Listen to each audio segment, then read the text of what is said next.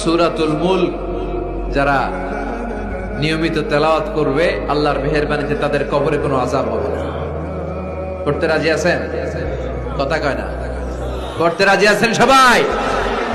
বিষ্ণুই বললেন এখানেই শেষ নয়, আরো আছে।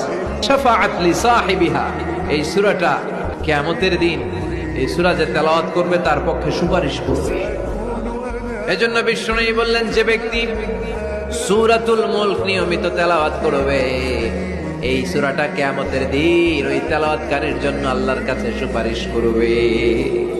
এখানেই শেষ নয়। বিষ্ণুই বললেন খাসামাত আন সাহিবিহা, এই সূরা যে তেলাওয়াত করবে তার পক্ষে আল্লাহর সাথে এই সূরাটা দাঁড়িয়ে তার পক্ষ নিয়ে আল্লাহর সাথে তর্ক করবে, ঝগড়া করবে। আল্লাহ তুমি ওরে জান্নাত দিবা না কেন, ওরে মাফ করবা না কেন? তুমি না গফুর, তুমি না গফফার, তুমি না রহিম, তুমি না রহমান, তুমি মাফ করে দাও। ও মিয়া, সুপারিশ করতেছে কে?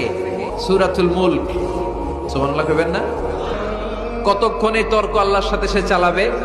হাত্তা আদখালাহুল্লাহুল জান্নাহ, যতক্ষণ না আল্লাহ তার জান্নাতে না ঢুকায়। এখানেই শেষ নয়। বিষ্ণু বললেন মান কারাআ বিহা ফি লাইলাতিন ফাকাদ আকসারা ওয়া আতাবা, রাত্রি বেলায় যে সূরাটা তেলাওয়াত করবে পুরো রাতটাকে বরকতময় করে দিবে কে?